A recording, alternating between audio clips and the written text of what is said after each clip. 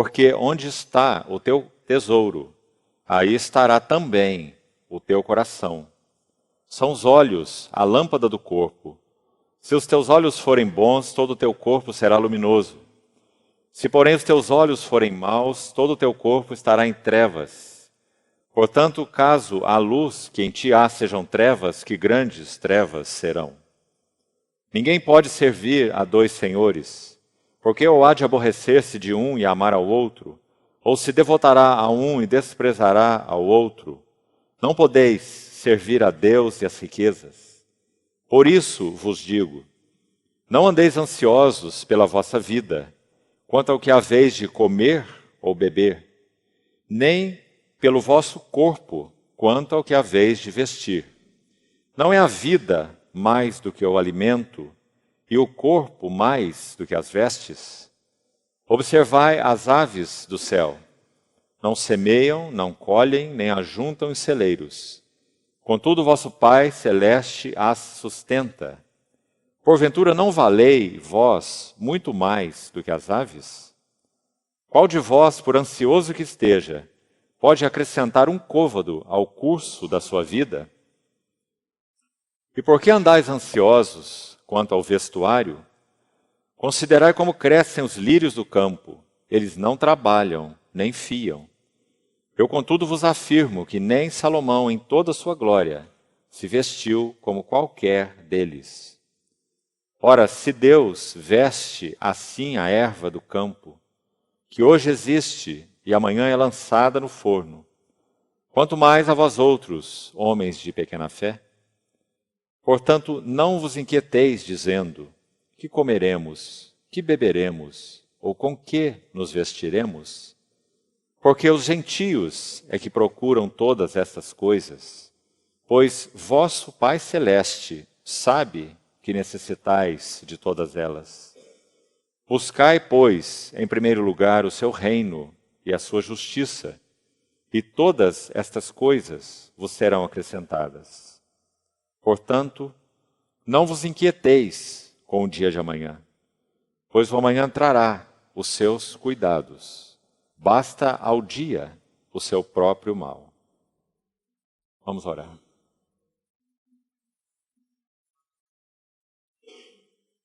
Querido Pai Celestial, nos apresentamos nessa noite em que nos sentimos congregados, convocados por um chamamento Teu mesmo, nos colocando juntos em torno da pessoa bendita, gloriosa, amável do Teu Filho. E é assim que nós te pedimos que o Senhor, por Tua graça, abra nossos olhos, para que possamos ver a beleza, a glória da Tua Palavra e recebermos Tua Palavra como semente plantada profundamente nos nossos corações.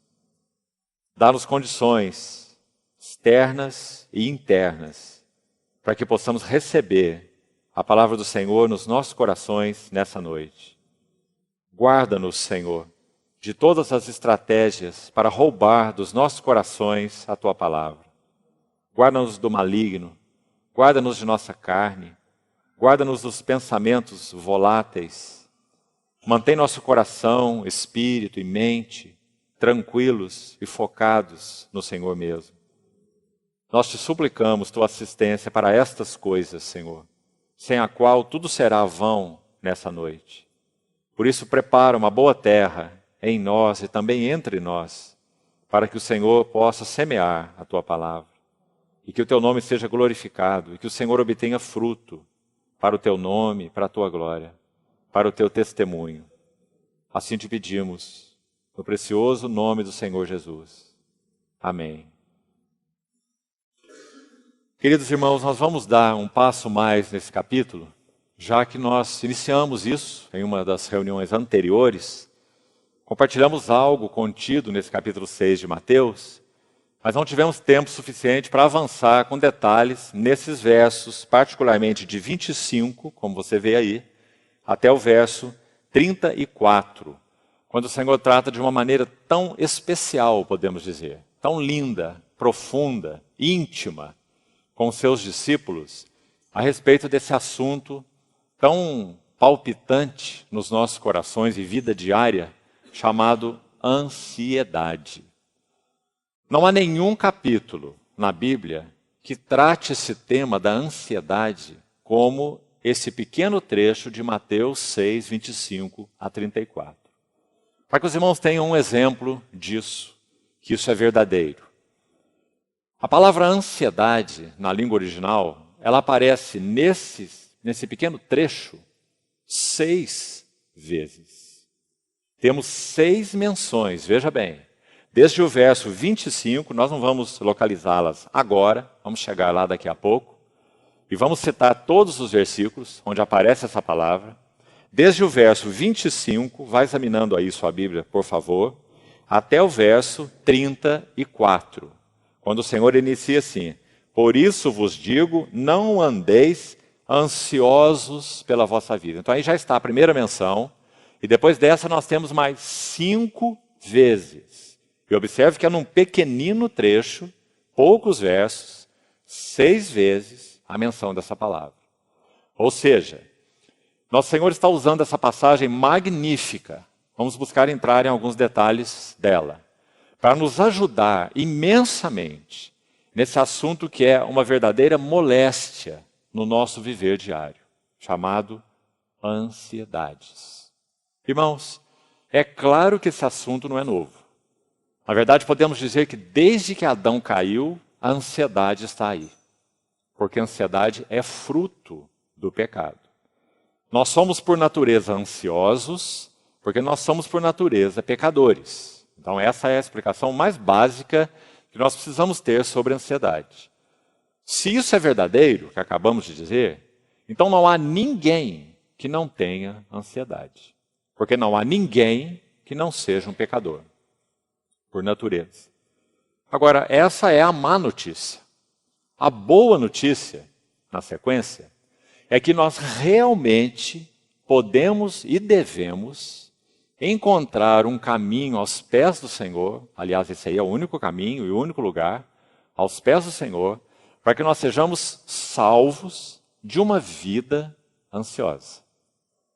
Para que isso fique bem claro e nós não estejamos aí com a mente e os pés no ar, mas sim com a mente no céu, mas o pé na terra, nós poderemos sim passar eventuais situações de ansiedade, ou talvez até de bastante ansiedade. Situações eventuais, pontuais. É possível, é plausível, é até podemos dizer de certa forma, e vamos frisar aqui de certa forma, aceitável. Já que o nível de ansiedade que temos é totalmente dependente da nossa jornada com o Senhor. Totalmente dependente da nossa maturidade espiritual. Quanto maior a maturidade espiritual, menor a ansiedade. Por causa do descanso que vamos progressivamente encontrando na absoluta soberania e governo do nosso Senhor a respeito de todas as coisas e de todas as pessoas. Por exemplo, quando Paulo fala sobre esse tema em Coríntios 8, ele fala em vários lugares. Em Coríntios 8 ele diz assim: nós cremos, nós sabemos que há um só Senhor, pelo qual, ou através do qual, por meio do qual, são todas as coisas.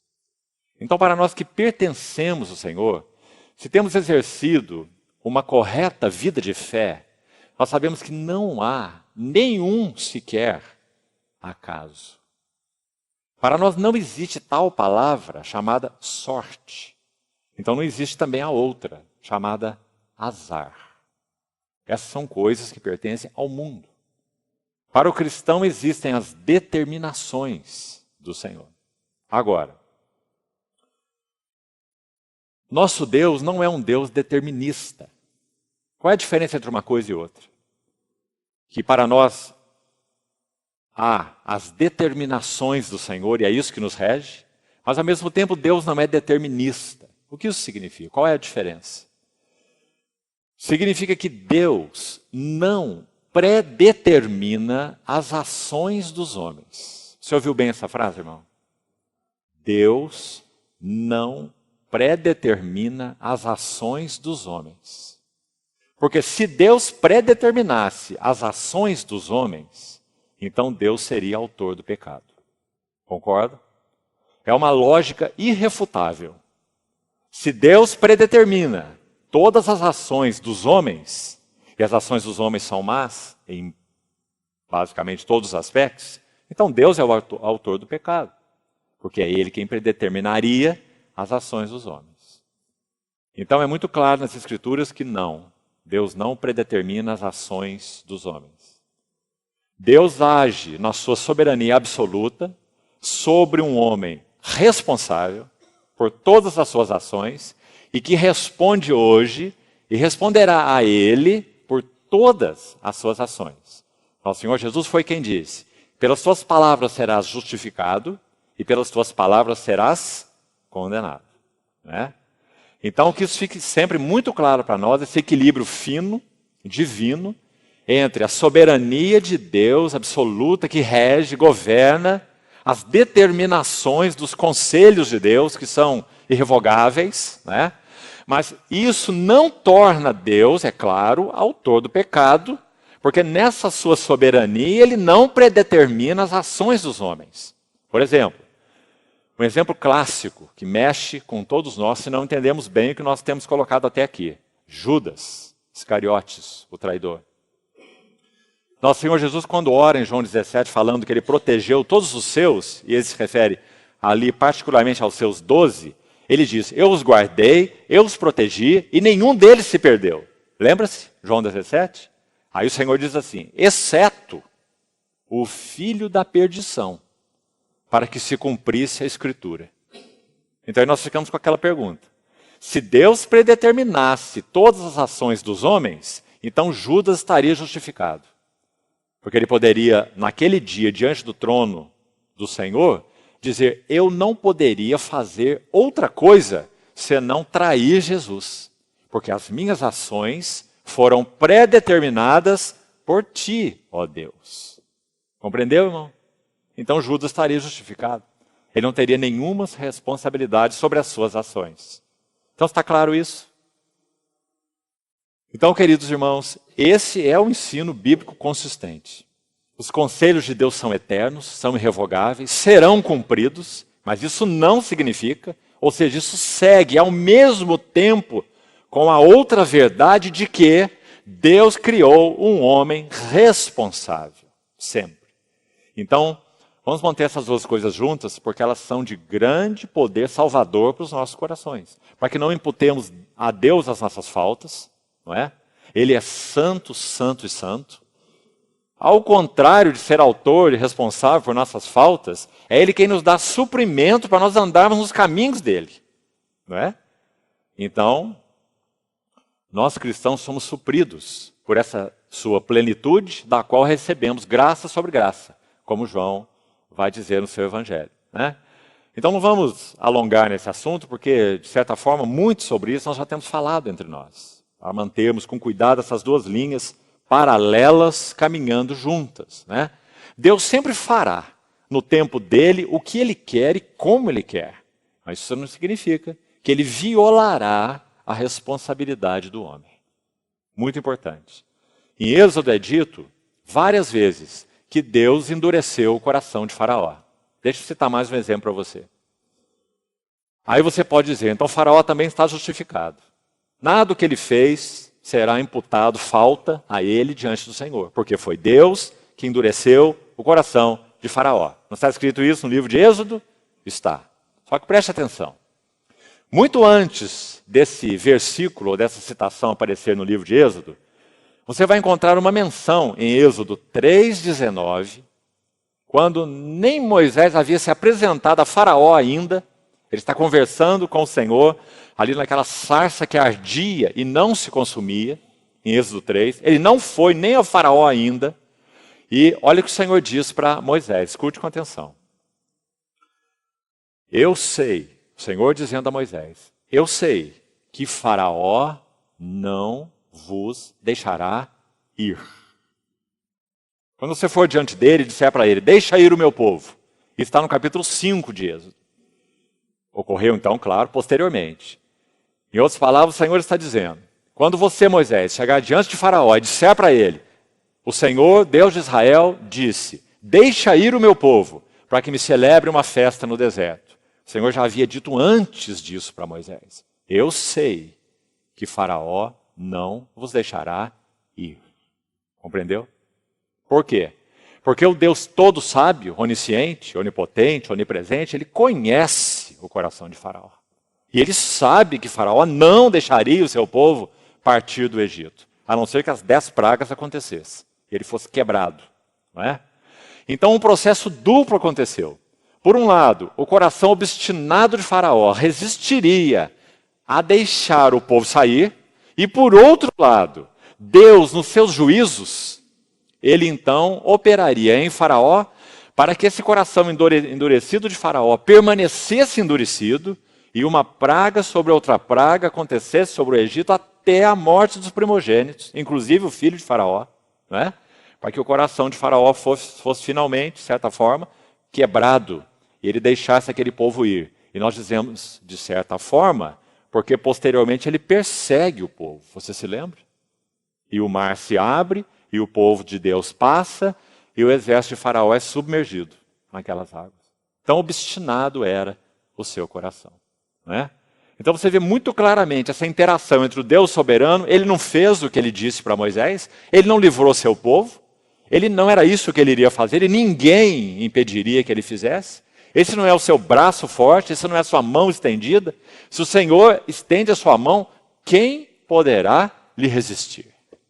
Não é? Mas ao mesmo tempo, Faraó tem responsabilidade pelo seu coração obstinado, o qual Deus conhecia antes da história começar. Por isso ele disse para Moisés o que nós já falamos, eu sei que Faraó não vos deixará ir, não é? Então o Senhor tratou com ele em juízo, tornando essa obstinação mais evidente, mais clara. Deus endureceu o coração de Faraó. Faraó endureceu seu coração e Deus endureceu o coração de Faraó. Até que finalmente o povo então foi liberto. Mais uma vez a obstinação de Faraó se manifesta, como já falamos. Ele persegue o povo e finalmente o Senhor liquida aquele assunto, submergindo Faraó nas águas do Mar Vermelho. Então, irmãos, realmente essa é uma linha muito fina. É um assunto bastante delicado nas Escrituras, mas é de muita salvaguarda para nós mantermos os dois juntos. O Deus soberano agindo, realizando seus decretos eternos, aquilo que ele concebeu antes da fundação do mundo, não é? Ao mesmo tempo, os homens agindo de forma responsável. Pilatos não está escusado, Herodes não está escusado. Todos eles são responsáveis. Não é? Então, graças ao Senhor por essa interação tão bendita, tão santa entre Deus e o homem que ele criou. E mesmo o homem em estado de queda ou de pecado. Falamos tudo isso, irmãos, acho necessário, para que nós possamos ter um pouco de pano de fundo sobre esses versículos tão lindos que nós vamos ler. O homem ansioso. Ansioso por causa da queda, ansioso por causa da obstinação mesmo, ansioso por causa do coração duro, ansioso por não se submeter à soberania de Deus, ansioso por não se manter aos pés desse único soberano, numa vida descansada e tranquila, ou aprendendo a viver essa vida dessa forma. Né? Então vamos seguir um pouquinho com esses versículos e extrairmos algumas lições preciosas para nós aqui, já que dissemos que nessas quartas-feiras, nosso encargo é esse, né? Estudarmos alguns ensinos do Senhor específicos dentro dos 4 evangelhos, e examinarmos alguns encontros do Senhor com diversos tipos de pessoas nesses 4 evangelhos, que tem muito, muito para nos falar sobre a glória do evangelho, para que nós possamos avançar como aqueles que já receberam o Senhor no seu coração, e para que aqueles que ainda não receberam o Senhor no seu coração, possam, pela graça de Deus, encontrar um caminho de encontro pessoal, íntimo com o Senhor Jesus, através então desses estudos e meditações que nós temos tido já nessas quartas-feiras. Então, primeiro recordando algumas coisas com os irmãos ainda, muito rapidamente. Olhe para sua Bíblia de novo, por favor. Nós dissemos que esse capítulo 6 de Mateus, de 1 a 18, aí está a divisão do capítulo. De 1 a 18, ele tem uma primeira parte, principalmente focada naquele assunto da vida oculta ou vida secreta com Deus. Não vamos falar de novo sobre isso, porque já falamos há 2 quartas-feiras atrás. A abscondicidade da vida cristã, ou a vida secreta com o Senhor, a vida de raiz, a vida oculta, a vida que ninguém vê, a vida privada, a nossa vida com o Senhor. Ela é a fonte do nosso testemunho externo, do nosso estilo de vida, nosso comportamento, aquilo que fazemos, tudo, enfim, aquilo que falamos, né? Toda a ética, vamos resumir nessa palavra. Toda a nossa ética, ela é resultado da nossa vida secreta com Deus. Então, nesse capítulo, como nós já vimos, o Senhor fala sobre o dar esmola no versículo 3. Quando fizeres isso, não toques trombeta diante de ti, verso 2, né? Ele fala no verso 5 sobre orar, já comentamos esses versos também, dizendo, não oreis como os hipócritas, que gostam de orar em pé, nas sinagogas, nos cantos da praça. Ele coloca o motivo aqui, olha o verso 5, para serem vistos dos homens. Né? Então o Senhor está contrastando uma vida que tem foco apenas na externalidade, na aparência, nas coisas externas. O motivo é ser visto, o motivo é ser glorificado, ser louvado, como ele é piedoso. Olha as suas longas orações. Né? Ou quando jejuardes, versículo 16, olha aí no capítulo. Quando jejuardes, não vos mostreis contristados como os hipócritas. Ou seja, sou uma pessoa que jejuo muito. Olha o meu rosto abatido. Não é? Então, versos 2, verso 5 e verso 16. O Senhor aponta para 3 aspectos da vida cristã. Nós, na verdade, nem colocamos isso dessa forma na reunião anterior que falamos sobre isso. Preste atenção como é interessante. Quando ele fala sobre dar esmola, ele está falando da nossa relação com os outros. Ele está enfatizando o princípio do dar, para resumir em uma palavra. No nosso relacionamento uns com os outros, nós devemos aprender a ser generosos. Por isso ele fala, quando deres esmola. Esse princípio vai muito mais do que você dar esmola para um pedinte na rua. Né? Se você entende que deve fazer isso, eventualmente faça. Né? Há muitos aproveitadores por aí. Quando você entende que deve fazer isso, faça. Né? Ajude. Agora, o princípio por trás é muito maior. E é esse que nós queremos destacar. É o fato da generosidade do dar. É isso que o Senhor está ensinando. Na nossa relação uns com os outros, nós devemos ser generosos em dar. Então, o primeiro aspecto da vida cristã, relação uns com os outros, como o Senhor mencionou aqui. O dar, de modo, então, generoso. Verso 5. O Senhor saiu do dar esmola e foi para a oração. Está vendo aí? Quando orardes, não sereis como os hipócritas. Oração não é mais nossa relação um com o outro. Oração é nossa relação com Deus. Né? Então ele vai dizer em outras palavras, você conhece o texto, na sua relação com Deus, se ocupe exclusivamente com Ele. Não se preocupe que a sua relação com Ele seja conhecida de outros. Não se relacione com Ele para que outros vejam. Então ele diz, quando orardes, não fique gritando na praça, não se ponha em pé nas sinagogas, não faça as longas orações, como os gentios que presumem que pelo seu muito falar serão ouvidos, não é? Então, na sua relação com Deus, mantenha essa relação secreta. Não tenha uma relação com Deus para que outros vejam, para que outros conheçam. Então está aí. Primeiro, relação uns com os outros, generosidade no dar. Né? Verso 2, sobre o esmolas aí. Depois, relação com Deus, oração. Mesma coisa. Sem externalidades, né? Para que outros vejam. E terceiro, verso 16, quando ele fala sobre jejum. Podemos dizer que o jejum está apontando para a nossa relação conosco mesmos. Você viu os 3 níveis? Relação uns com os outros, tipificado aí pelo dar esmolas. Relação com Deus, oração. Relação conosco mesmos. Quando jejuardes, não vos mostreis contristados como os hipócritas. Por que jejuar é relação conosco mesmos? Porque jejuar aponta para um coração que tem prioridade sobre todas as coisas, o próprio Deus na face de Cristo. Jejuar, diz. Jejum significa uma avidez por conhecer o coração de Deus, a mente de Deus, a vontade de Deus, como sendo a coisa mais importante de nossas vidas. Mais importante do que o comer, mais importante do que o beber.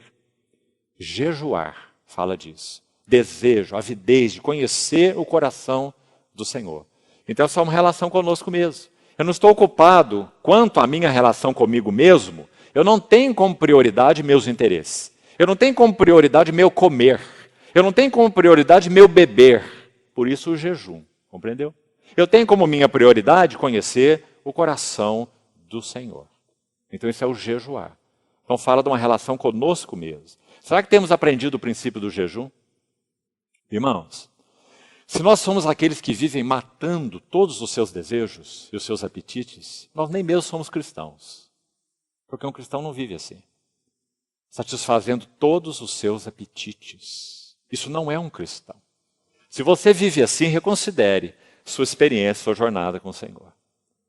Um cristão é aquele que tem aprendido a manter seus apetites debaixo de governo e debaixo de controle.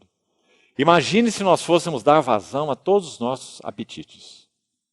Não é? Primeiro que nós não estaríamos aí com um peso mediano.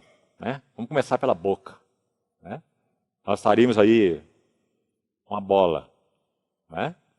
Se nós fôssemos dar vazão para todos os apetites sexuais, o que você acha? Como é que seria a nossa vida?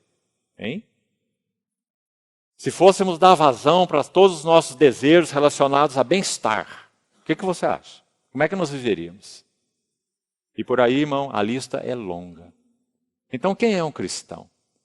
É aquele que tem aprendido a manter os seus desejos debaixo do governo daquele que, agora já estamos entrando em Mateus 26, 25 a 34, daquele que é chamado aqui o Pai Celeste que sabe. O Pai Celeste que sabe o de que tendes necessidade. E de nenhuma delas ele se eximirá em cuidar, em prover. Então, o que é uma vida cristã? É uma vida que tem aprendido a colocar-se debaixo do governo do Pai Celeste. E não procurando matar e satisfazer todos os seus impulsos naturais. Né? Então, tão importante esse lindo, lindo capítulo, Mateus 6. Vamos entrar agora então nos versos 25 a 34, já que os versos anteriores já comentamos um pouco na reunião passada. Verso 25 então, amados irmãos, vamos começar localizando onde estão as 6 vezes, onde essa palavra traduzida aqui no nosso português de 3 maneiras diferentes, muito interessante terem sido traduzidas assim, porque nós obtemos lições de todas essas 3 formas que elas foram traduzidas, mas é uma palavra só na língua original, é a mesma palavra. Então vamos lá localizá-la. No verso 25, já falamos, a primeira vez, aparece a palavra ansiosos. Não andeis ansiosos. Está aí, verso 25. A próxima vez, no verso 27. Qual de vós por ansioso que esteja? Então aí de novo traduzida como ansioso mesmo. Verso 27, segunda vez. Verso 28. E por que andais ansiosos? Terceira vez. Traduzida então também como ansioso ou ansiosos, mais uma vez. Verso 31. Portanto, não vos inquieteis. A tradução que eu estou lendo agora usa a palavra inquieteis, mas é a mesma palavra na língua original.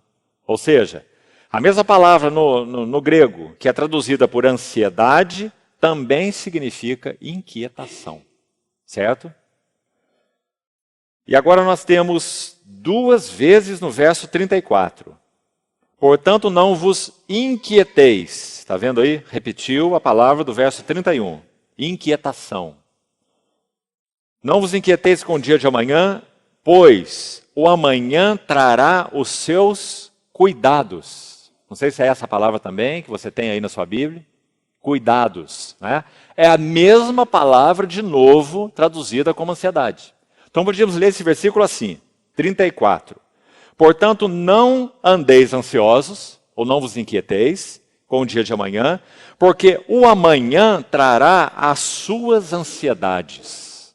Viu que interessante? Viu o que o Senhor está dizendo?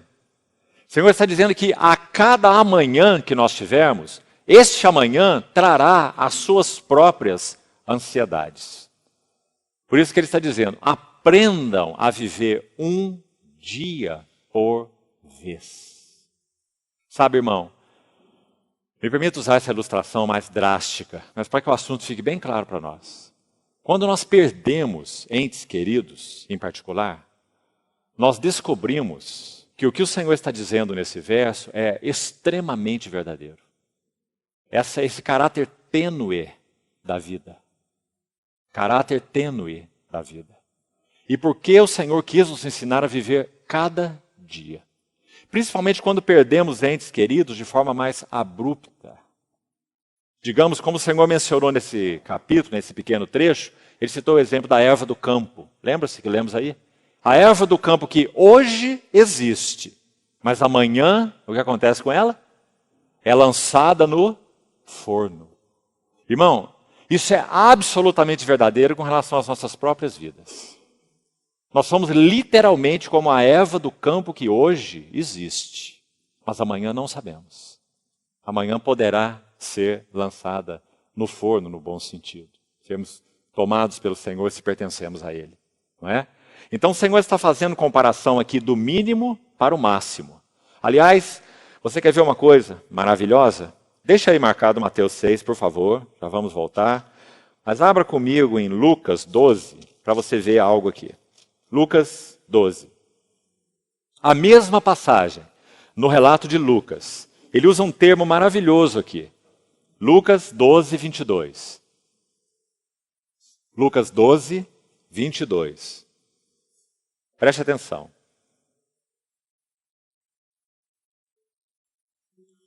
A seguir, dirigiu-se Jesus a seus discípulos, dizendo: Por isso eu vos advirto, não andeis ansiosos pela vossa vida, quanto ao que haveis de comer, nem pelo vosso corpo, quanto ao que haveis de vestir. Porque a vida, veja de novo, ele vai do mínimo para do maior, do menor para o maior.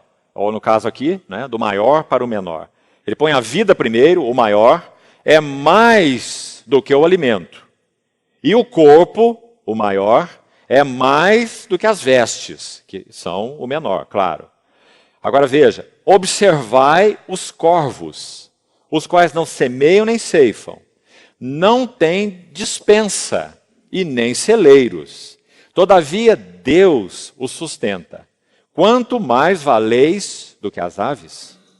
Qual de vós, por ansioso que esteja, pode acrescentar um côvado ao curso de sua vida? Agora, olhe bem, o verso 26 que é o nosso foco aí. Se, portanto, nada podeis fazer quanto às coisas mínimas. Olha essa expressão. Apareceu em Lucas, lá no texto de Mateus você viu que não tem, não é? Então o texto de Lucas está enriquecendo ainda mais o texto de Mateus. O que o Senhor chamou de coisas mínimas? Ele chamou de coisas mínimas as vestes, que estão lá no verso 23, e chamou de coisas mínimas o alimento.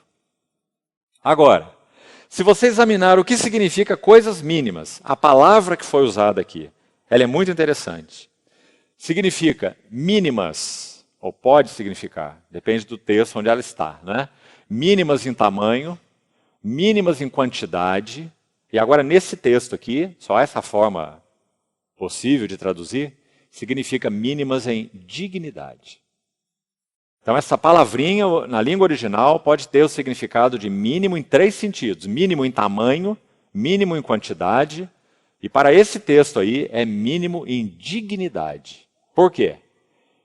As vestes são menos dignas do que o corpo. Claro, o corpo é mais digno do que as vestes. E a vida é mais digna do que o alimento. Compreendeu?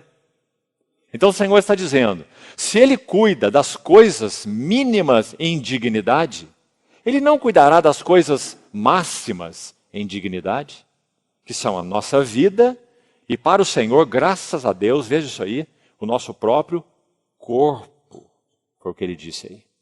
Para ele é máximo em dignidade. Amados irmãos, você percebe que se o nosso coração não avançar realmente em revelação espiritual aos pés do Senhor sobre essas coisas, nós não conseguimos encontrar descanso. Nós vamos correr para manter esse nosso corpo aquecido, para continuar com essa figura, né? Mas se abrir nosso guarda-roupa, não está cabendo os agasalhos, né? Nós vamos correr para manter esse corpo aquecido e vamos correr para manter essa vida sustentada.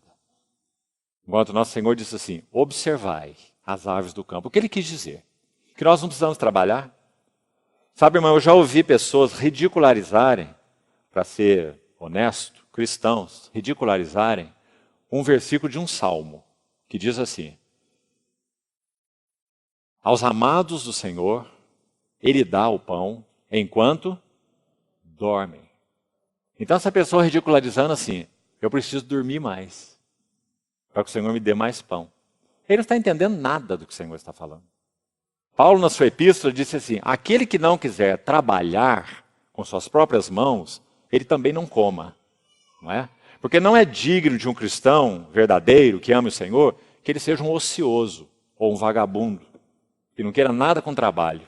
Não é? Então a Bíblia nunca ensinou isso. Dorme mais para você ter mais sustento. Não é isso que o Senhor está dizendo. Sabe o que ele está dizendo? Um certo irmão, não vou citar o nome aqui propositalmente, escreveu uma crônicazinha muito interessante e muito bonita. Ele deu o nome de Teologia do Sono. Teologia do Sono. Sabe o que ele disse em outras palavras?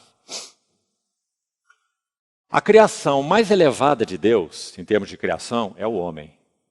Não há nenhum ser à imagem e semelhança de Deus que não o homem. Nem mesmo os anjos têm a dignidade do homem. Que é o homem que dele te lembres, ou o filho do homem que o visites. Não é? Então a dignidade do homem é a maior. O Espírito de Deus, por exemplo, só habita em homens e mulheres, não habita em anjos. Não é? Então a dignidade máxima da criação é o homem e a mulher, é claro. Né? Agora, se é assim, por que nós dormimos? Você já pensou sobre isso? Por que nós dormimos? 1/3 da nossa vida nós passamos em cima da cama, dormindo. Você não acha isso quase que um absurdo? Nós podíamos ser muito mais produtivos. Nós podíamos pregar muito mais o Evangelho. Se o Senhor nos criasse seres insones, que não fossem para a cama e ficassem lá 8 horas, não é? Como a maioria fica. Cavalo não fica esse tempo. Não é? Ganso também não fica. Nem passarinho. Eles são muito inferiores a nós. Mas nós somos os seres mais elevados e os que mais dormem. Isso é perda de tempo, irmãos? Por que Deus faz uma coisa dessa? Não é? Seria uma maravilha se nós não precisássemos dormir, você não acha? E nem tivéssemos sono, claro. Nós íamos fazer tanta coisa, não é? Mas por que o Senhor nos põe para dormir? O ser mais elevado da criação dorme 1/3 da vida. Irmão, cada noite, o Senhor coloca o ser mais elevado da criação na cama e diz assim, você é totalmente dependente de mim. Eu sou a tua fonte de provisão e de sustento. Você não pode fazer nada com teus próprios esforços. Você dorme 1/3 da vida para que você saiba que quem te sustenta sou eu. Se você não dormisse, você ia trabalhar 24 horas. Alguns aqui, se não dormissem, ia trabalhar 24 horas. Né? Com certeza. Já trabalha 12, 14. Né? Então, o Senhor nos coloca na cama para nos dizer, eu sou soberano.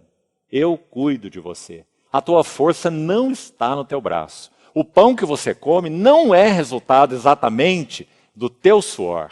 É resultado da minha graça. Eu que te concedo tempo, eu que te concedo energias, eu que te concedo saúde, eu que te concedo tudo. Todas as tuas fontes estão em mim.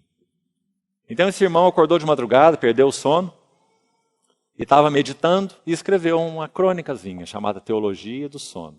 Muito bonita, muito inspiradora. Né? Aos seus amados ele o dá enquanto dormem.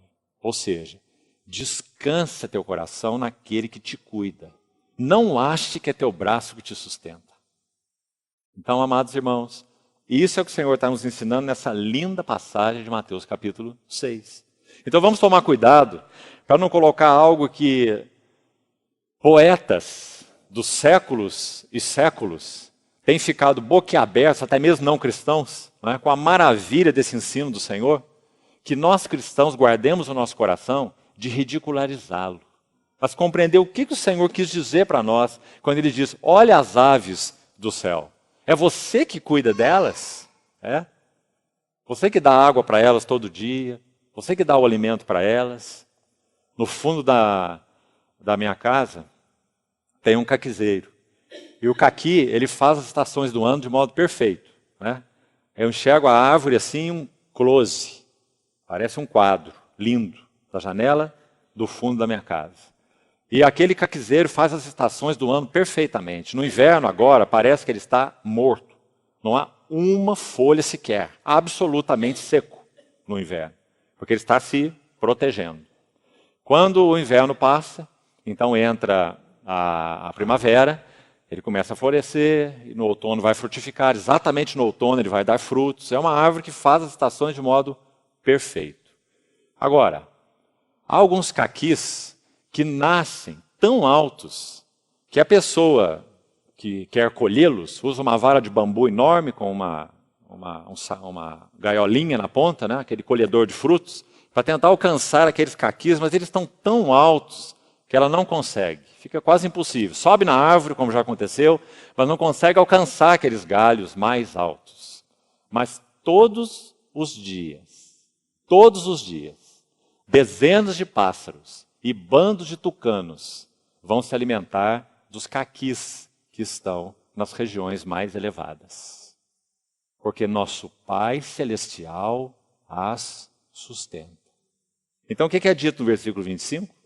Por isso eu vos digo, não andeis ansiosos pela vossa vida, quanto ao que haveis de comer ou beber, nem pelo vosso corpo, quanto ao que haveis de vestir. Não é a vida mais do que o alimento? Aquilo que em Lucas foi chamado de coisas mínimas, né? Alimento e vestes. E o corpo não é mais do que as vestes? Agora eu quero chamar a atenção dos irmãos para 3 palavras. Já citamos aí onde está a palavra ansiedade, 6 vezes.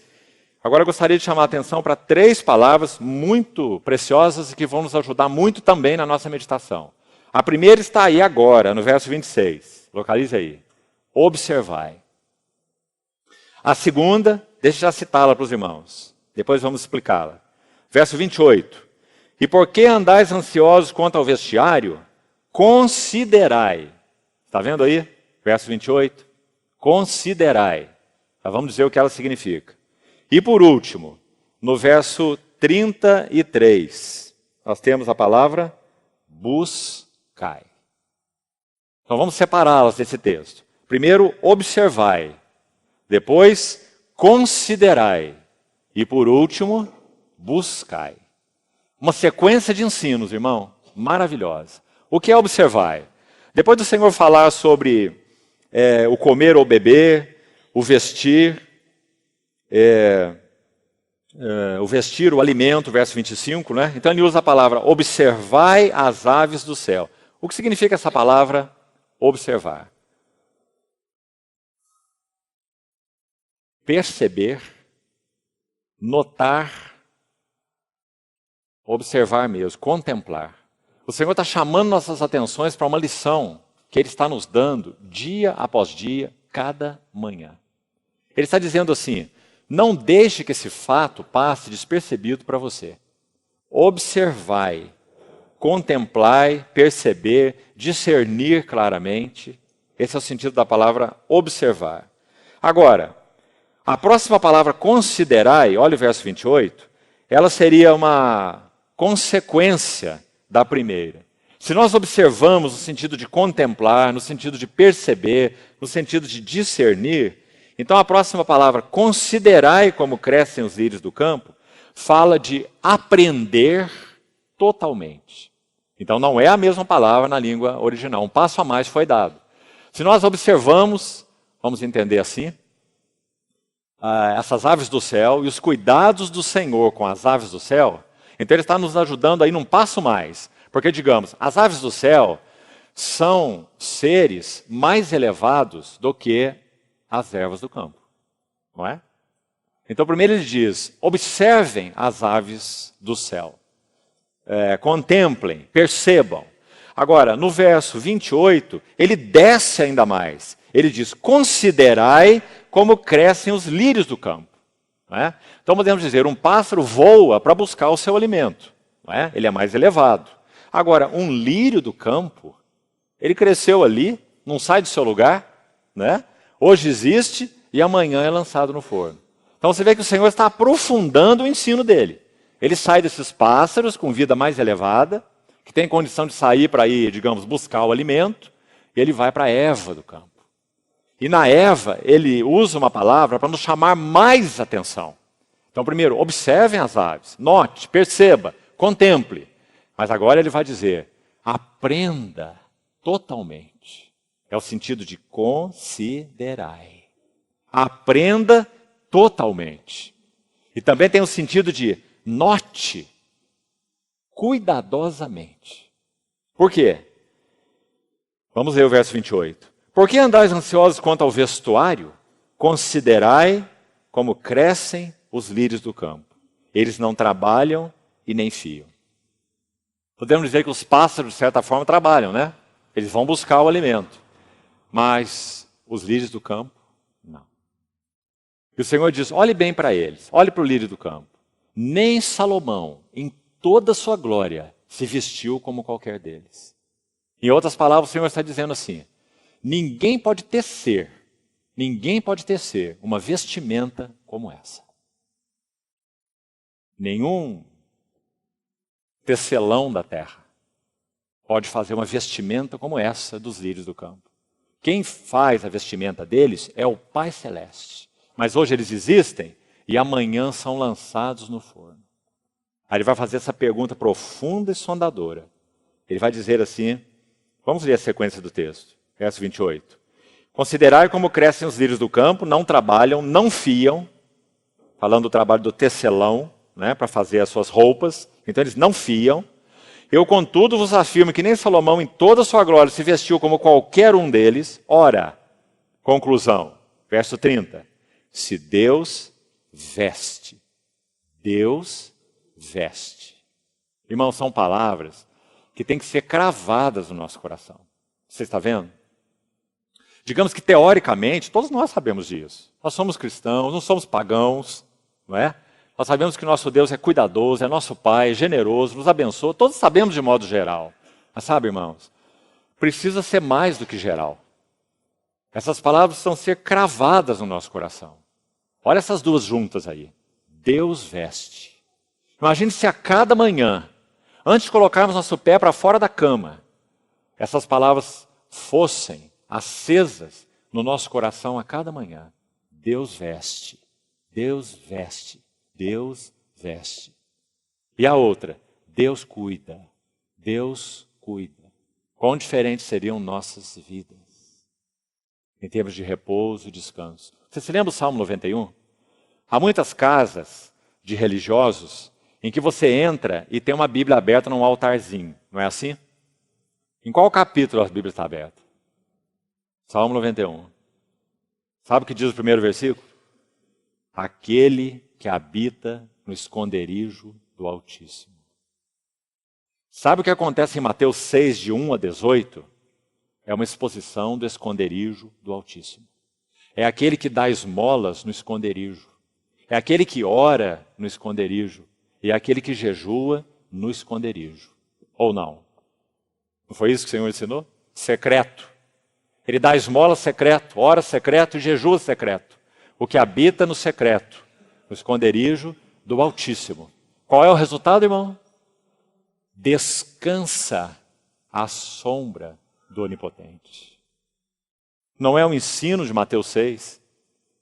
Se nós encontramos habitação no esconderijo do Altíssimo, nós não viveremos vidas ansiosas. Esse é o ensino de Mateus 6. Se nós perdermos o esconderijo do Altíssimo, nós viveremos vidas ansiosas. Então você tem Mateus 6, duas partes, 1 a 18 e 19 a 34. E elas não são desconexas, totalmente conectadas. É o esconderijo, versículos 1 a 18, e o descanso, versículos 19 a 34. Então, se Deus veste assim a erva do campo, verso 30, aí nós estávamos. Hoje existe e amanhã é lançada no forno. Quanto mais a vós outros, homens de pequena fé, portanto não vos inquieteis, dizendo, que comeremos, que beberemos, ou com que nos vestiremos? Porque os gentios, aqui usado como aqueles que não conhecem o Pai Celestial, não tem Pai Celestial. Eles é que procuram essas coisas. Agora, olha aqui outra frase penetrante. Pois vosso Pai Celeste sabe. Está vendo essas três palavras? Pai Celeste sabe. Você vê, irmão, que não pode ser geral a nossa realidade a respeito dessas coisas. Ela tem que ser muito particular, muito íntima, muito profunda. Pai Celeste sabe quanto descanso isso traz para os nossos corações. Amados irmãos, deixe-me dizer outra coisa. Não está escrito nesse texto que o Senhor cuidará até mesmo das vestes daqueles que pertencem a Ele? Não é isso que está garantido? Então agora eu vou te dizer uma coisa aqui. O apóstolo Paulo disse que por várias vezes ele passou por provações de nudez. Nudez, perigo e espada. Além de muitas outras coisas. Não é? Agora fica a pergunta, então. Deus descuidou-se de Paulo? Qual é a resposta? A resposta é: quanto maior maturidade espiritual e realidade tivermos do nosso Deus, mais nós o teremos como nosso suprimento em todas as esferas, independente do que ocorra conosco. Paulo passou fome, não? Ele não falou em fome. Fome, nudez, perigo, espada. Não é? Então ele também passou fome. E aqui está dizendo que o Senhor cuida dos pássaros e nenhum deles passa fome. Mas o apóstolo Paulo passou fome, servindo ao Senhor. E aí? O Senhor não cuidou dele? Você vê, irmão?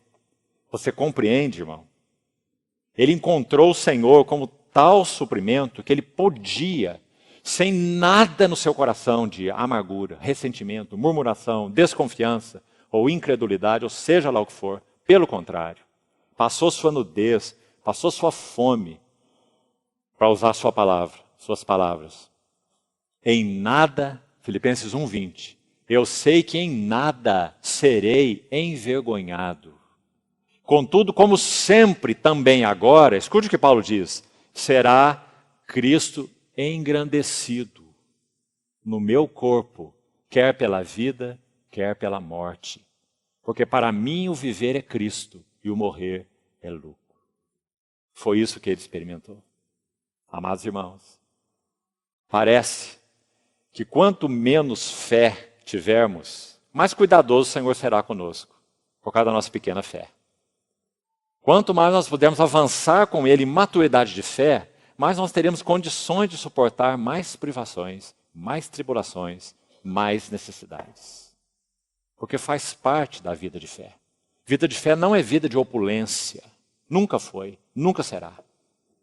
Isso faz parte dessa coisa espúria chamada teologia da prosperidade. Isso não confere com a vida dos servos do Senhor. Não é assim? Um servo de Deus chamado Samuel Rutherford, ele foi preso por causa do testemunho do Senhor, na Escócia, em uma cidade chamada Aberdeen. E quando ele entrou na sua prisão, foi permitido a ele morreu ali, foi permitido a ele escrever algumas cartas da prisão de Samuel Rutherford. E ele endereçava as cartas às pessoas que ele enviava, ele endereçava assim, Samuel Rutherford, do Palácio de Cristo em Aberdeen. Esse era o remetente, do Palácio de Cristo em Aberdeen. Sabe qual era o Palácio de Cristo? Uma masmorra, onde Samuel Rutherford estava preso. por causa do testemunho do Senhor. Isso ele chamou de palácio de Cristo. Compreende, irmão? Deus veste. O Pai Celeste sabe.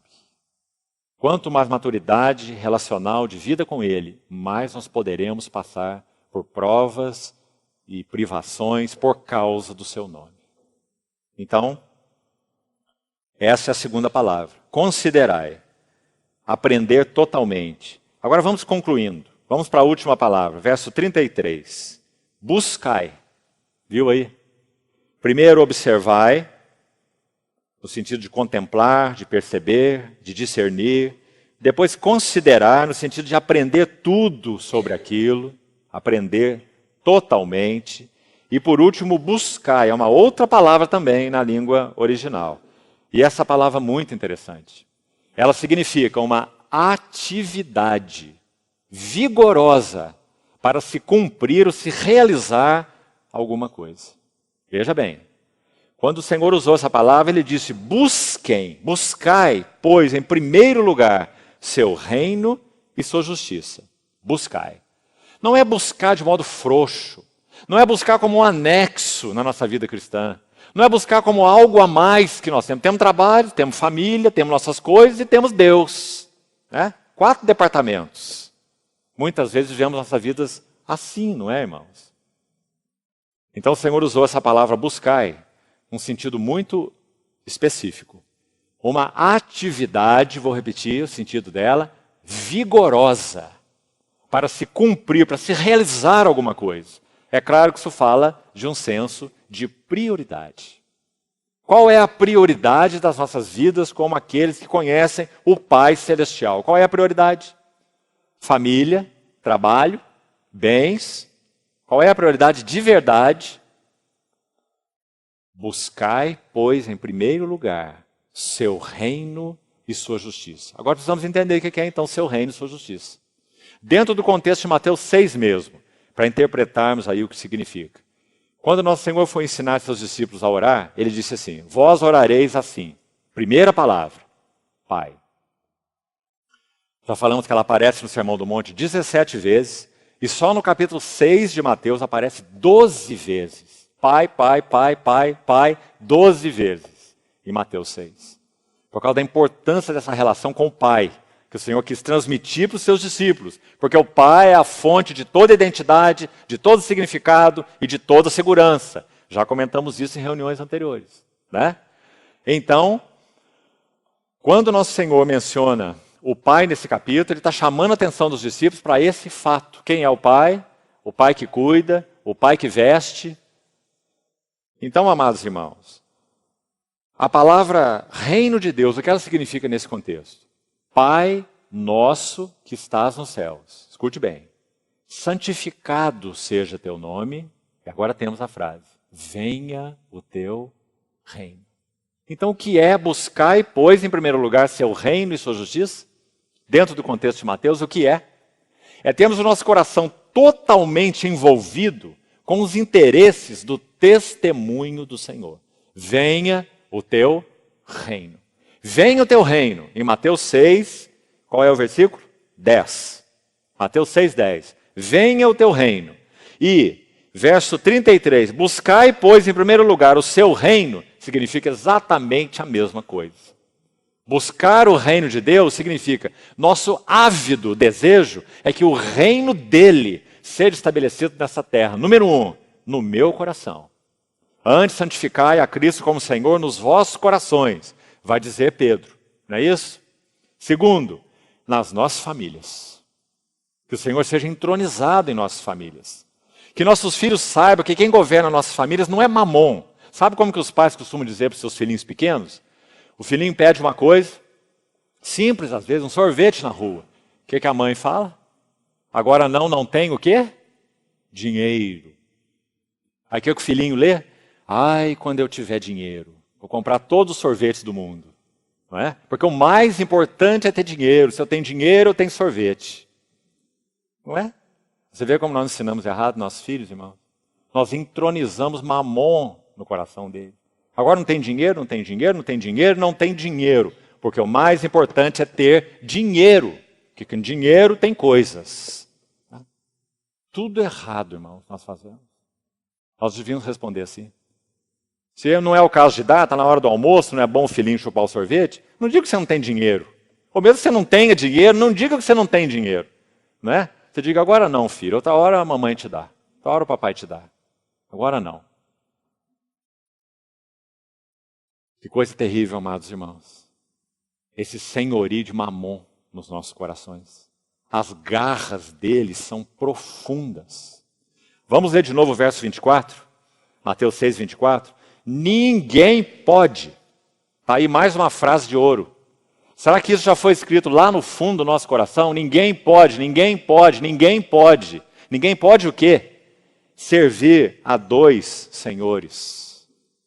Não tenta, não adianta, você não vai conseguir. É um só. E faça a sua escolha. Se é Mamon, muito bem, aplique-se a ele. Viva para Mamon, durma com Mamon, sonhe com Mamon, corra atrás do Mamon, dê sua vida pelo Mamon e se entregue ao Mamon. Não fica no meio do caminho. Né? Porque o duro é ficar no meio do caminho. O pé em dois barcos. Né? Agora, se não é Mamon, se é o Senhor, então durma com o Senhor, sonhe com o Senhor, viva com o Senhor e corra pelo Senhor. Porque o duro é ficar no meio do caminho. Se o sal se tornar insípido, para nada presta. Um testemunho insonso, um cristão que não tem cara de nada. Para nada presta, senão para ser lançado fora e pisado pelos homens. Foi o que o Senhor disse. Não é? Ou vai aborrecer-se de um e amar o outro, ou se devotará. Devoção. Se devotará a um e desprezará o outro. Não podeis, mais uma vez, não podeis servir a Deus e a Mamon. Não podeis.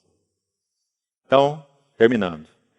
Voltando ao verso 33. Buscai, pois, em primeiro lugar, seu reino. Então, o que nos interessa? Testemunho do Senhor em minha vida. Testemunho do Senhor na minha família. Testemunho do Senhor na vida da igreja. Testemunho do Senhor no mundo. Venha o teu reino. Afinal de contas, o que nós esperamos, irmão? Sabe quem é o cabeça do reino de Mamon? Ele tem um nome. Aí vem o príncipe do mundo. E ele nada tem em mim, disse o Senhor. Então, se Mamon capturar os nossos corações, o príncipe do mundo está capturando os nossos corações. Claro. Buscar em primeiro lugar seu reino e sua justiça. E olha que lindo. Gostaria que você olhasse para a sua Bíblia para observar o que eu estou falando. Buscai, pois, em primeiro lugar o seu reino e a sua justiça. Cuidado, aqui não está escrito, para que todas essas coisas vos sejam acrescentadas. Senão Deus seria um meio. Ah, sim, eu vou buscar o seu reino, eu vou buscar a sua justiça para que todas essas coisas me sejam acrescentadas. Então qual é o nosso motivo? Todas essas coisas serem acrescentadas. E qual é o meio? Deus. Não é assim. Deus é o fim. E essas coisas são meios. Então ele diz, aplique teu coração. Busque avidamente. Como diz que a palavra buscar aí significa. Uma atividade vigorosa do seu coração. Busque em primeiro lugar seu reino e sua justiça. E todas essas coisas. Não é para que sejam acrescentadas. É e todas essas coisas vos serão acrescentadas. E aí, irmão, nosso bondoso Pai Celestial sabe como que Ele acrescenta à vida de cada um de nós. Ele sabe muito bem. O quanto Ele pode, deve dar a cada um de nós. Como e quando. Ele regula isso. Porque Ele sabe que o nosso coração é terrível. Então Ele regula isso. E que nós sejamos muito sábios, mesmo, em perguntar a Ele. Senhor, meu coração tem sido regulado? Qual é a atividade básica do meu coração? Qual é o meu primeiro pensamento pela manhã? Qual é o meu último pela noite? Temos falado isso entre nós algumas vezes, não é? Porque isso mostra, irmãos, o que está sentado no trono do nosso coração. Precisamos rever sempre esses assuntos. Sabe, irmãos, nosso Senhor vem e vem em breve. Não será nada agradável Quando nós estivermos diante daquele que é luz de luz, Deus verdadeiro de Deus verdadeiro. Quando estivermos diante dele e olharmos para essas coisas, como nosso Senhor chama, coisas e coisas, e pudermos verificar que elas dominaram o nosso coração. E que nós, na verdade, agora a luz inacessível estará diante de nós. Então não haverá nenhum engano mais, nenhum engano.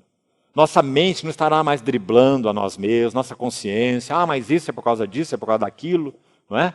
Não terá mais nada desses enganos. Nós estaremos diante da luz e ficará claro que nós vivemos para correr atrás do nada e do vento. Vaidade das vaidades. E não será agradável. Não será uma experiência agradável.